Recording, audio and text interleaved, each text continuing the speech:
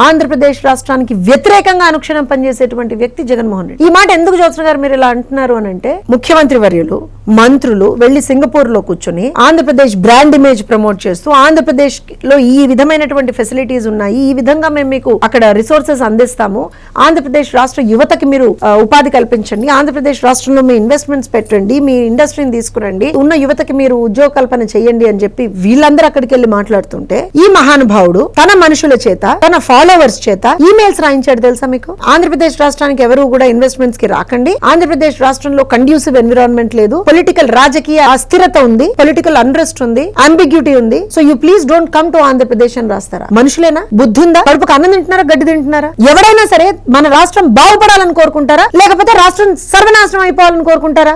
అక్కడ కూర్చొని మంత్రులు పాపం వాళ్ళు కష్టపడి పిల్లలకేదో ఉద్యోగాలు తీసుకొద్దాం, రాష్ట్రం యొక్క ఎకానమీని పెంచుదామని వాళ్ళు కష్టపడుతుంటే ఈ దుర్మార్గులు లేఖలు రాస్తారండి. ఇది ఇప్పుడు కాదు, వీళ్ళు ముందర ప్రతిపక్షంలో ఉన్నప్పుడు ఇదే చేశారు, అధికారంలో ఉన్నప్పుడు ఇచ్చినటువంటి కంపెనీలు రాష్ట్రం నుంచి తరిమేశారు కదా. So this is their nature. ఇవాళ మీరు గమనిస్తే మంత్రులు ముఖ్యమంత్రి వర్యులు ఈ పని చేసి అక్కడ సింగపూర్ లో వీళ్ళు ఇన్వెస్ట్మెంట్ పిచ్చింగ్ వీళ్ళు చేస్తుంటే ఈ దుర్మార్గుడు వచ్చి ఏదో యాత్ర పెట్టాడు, ఇది జైలు యాత్ర, పరామర్శల పేరుతో జైలు యాత్ర. ఆ జైలు యాత్ర ఎందుకంటే నాకైతే మాట అనిపించిందండి, పుసుకున్న వీళ్ళని వాళ్ళని వెళ్ళి ఇక్కడికి నేను పరామర్శకు వెళ్తాను, సతనపల్లి వెళ్తాను, లేకపోతే నేను నెల్లూరు వెళ్తాను, ఇంకో చోటకి వెళ్తాను, వెళ్ళిన ప్రతి చోట ఎవరినో ఒకరిని ఇబ్బందులకు గురి చేయడం, వాళ్ళ ప్రాణాలు చేయడం, లేకపోతే వాళ్ళ చేతులు ఇరగొట్టడం, కాళ్ళు ఇరగొట్టడం, వాళ్ళ పంట నాశనం చేయడం, ఇవన్నీ చేయడం ఎందుకు జగన్మోహన్ రెడ్డి? దీని బదులు బంపర్ ఆఫర్ ఇవ్వాలేమో జగన్మోహన్ రెడ్డికి. అయ్యా నువ్వు నీ తాడేపల్లి ప్యాలెస్ లోనే కూర్చో, ఎవరెవరైతే జైల్లో అరెస్ట్ అయ్యి ఉన్నారో ఒక రోజు పర్మిషన్ తీసుకొని వాళ్ళని తీసుకొచ్చి అధికారులు మీ దగ్గర తీసుకొస్తారు, మీరు పరామర్శ అక్కడే చేసేయండి, అయిపోతుంది ఓ పని, ప్రజలకు ఇబ్బందులు అన్నది తప్పుతైపోయింది. ఎందుకంటే ఈ మహానుభావుడు పరామర్శకు వెళ్తే తన కార్టైళ్లతో జనాలను తొక్కిచ్చేస్తాడు, సొంత కార్యకర్తల్ని చంపించేస్తాడు, లేదా వాళ్ళ పంటలు నాశనం చేసేస్తాడు. నిన్న నెల్లూరు పర్యటనకి వెళ్ళాడండి. ఎవరిని పరామర్శించడానికి వెళ్ళాడు? ఆడవాళ్ళని బూతులు తిట్టినటువంటి ఒక వ్యక్తిని పరామర్శించడానికి వెళ్ళాడు. ఒక్క మహిళా నేత కూడా